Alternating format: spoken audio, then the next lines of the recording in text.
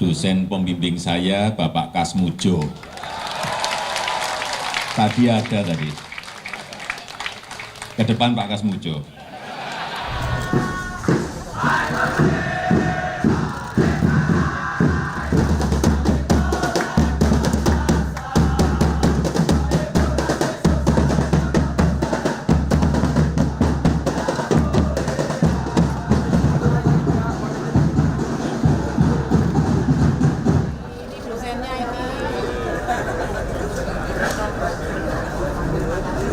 Yang pertama saya ingin menyampaikan penghargaan yang setinggi-tingginya kepada dosen pembimbing saya, Bapak Kasmujo. Tadi ada tadi. Ke depan Pak Kasmujo.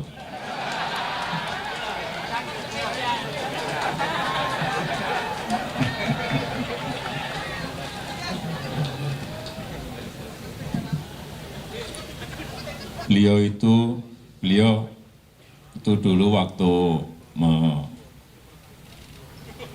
membimbing saya, seingat saya galak sekali.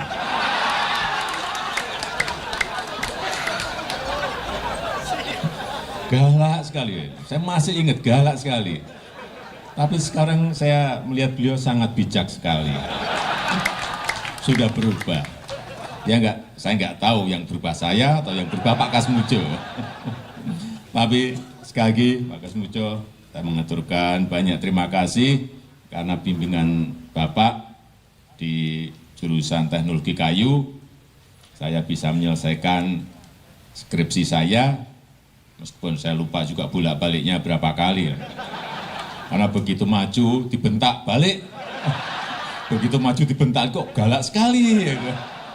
Tapi sekarang alhamdulillah saya kira atas bimbingan Pak Kasmujo, ya dulu cita-cita saya kira sama banyak rekan-rekan saya pengennya jadi pegawai perhutani. Tapi saya juga daftar saat itu, saya daftar tapi nggak diterima. Diterimanya jadi presiden.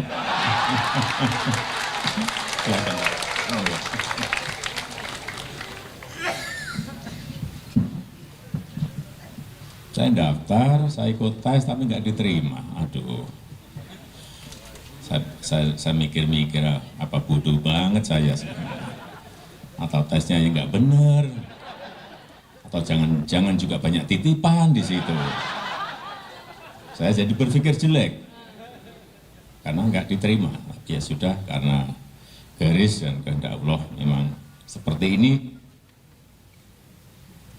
ya harus kita terima. Yang kedua, saya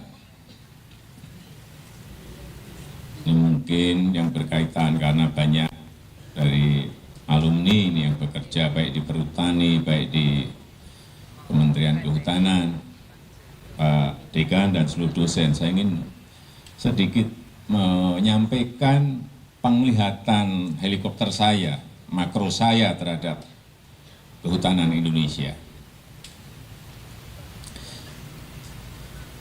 Cerita sedikit, jadi saya bertemu dengan setahun yang lalu, 1,5 tahun yang lalu dengan Raja Norway. Beliau cerita kepada saya, di Norway itu sebenarnya kandungan tambangnya gede sekali.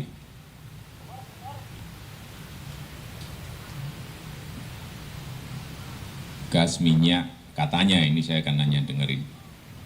Dan tambang itu banyak. Tetapi justru di sana yang dikembangkan adalah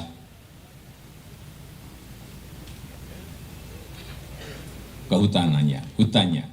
Dan hanya dari situlah mereka menjadi negara dengan income per kapita yang sangat tinggi. Saya nggak ingat berapa, tapi sangat tinggi. Karena negara-negara di Skandinavia, income-nya sangat tinggi semuanya. Padahal di sana ada keterbatasan lahan.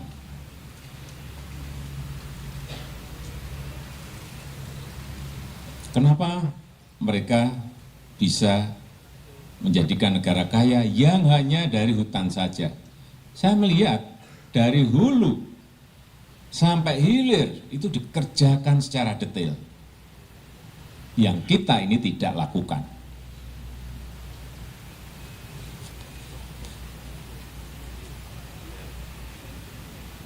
Mulai dari penanaman, mulai dari pemeliharaan, kemudian di penebangan, semuanya dikerjakan dengan cara-cara manajemen yang sangat detail sekali.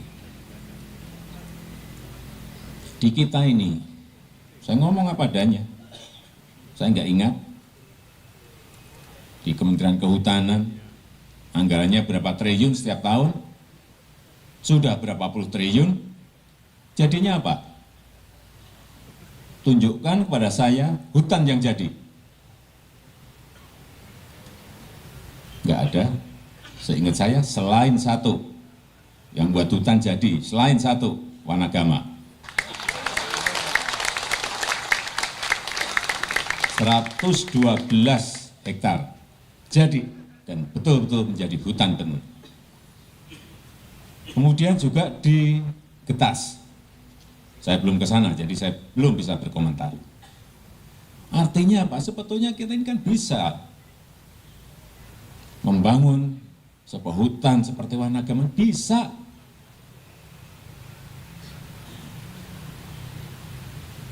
Dan anggaran di Kementerian Kehutanan gede sekali.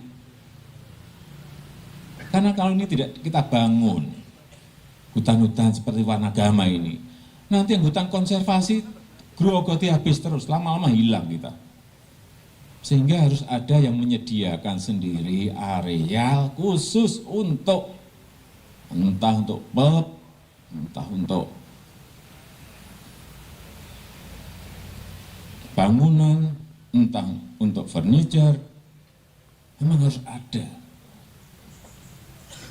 Kembali lagi, artinya kita ini bisa, tetapi tidak mau mengerjakan. Mohon maaf, karena yang di Perhutani, yang di Kementerian Kehutanan juga teman-teman saya semuanya. Mestinya anggaran yang ada setiap tahun triliunan itu ya jadi barang. Ya kalau nggak bisa puluhan ribu ya 1.000, 2.000 tapi jadi itu setiap tahun. Sehingga kalau 20 tahun itu sudah jadi berapa ribu hektar gitu. Nggak usahlah kita ini kayak dulu-dulu. Terlalu menanam pohon 1 miliar, ya kan? Nanti kalau di daerah menanam pohon 1 juta pohon, ya kan? Mana yang jadi? 1 juta pohon paling 3 ekor aja yang hidup. 1 miliar mungkin hanya 6 pohon saja yang tumbuh. Ya kita harus ngomong apa adanya. Sekarang udah kita ini memang harus belak-belakan. Tapi yang paling penting ke depan harus diperbaiki. Kita memiliki lahan yang sangat-sangat subur sekali di mana-mana. Yang berbahagia saat ini kita menyaksikan Bapak Presiden menuju ke area penanaman pohon, dan yang akan ditanam saat ini adalah cendana Santalum album lim yang tumbuh alami di Kepulauan Indonesia bagian timur. Kayunya mewah karena mengandung bahan minyak wangi, namun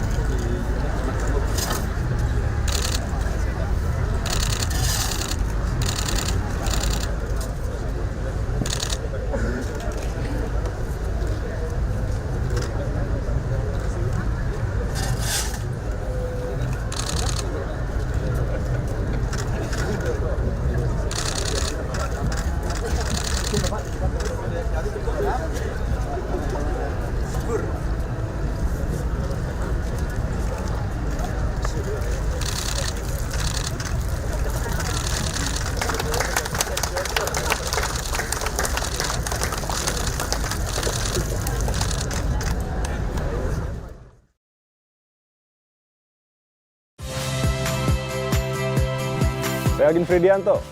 Saksikan terus program-program Kompas TV melalui siaran digital, pay TV, dan media streaming lain. Kompas TV, independen, terpercaya.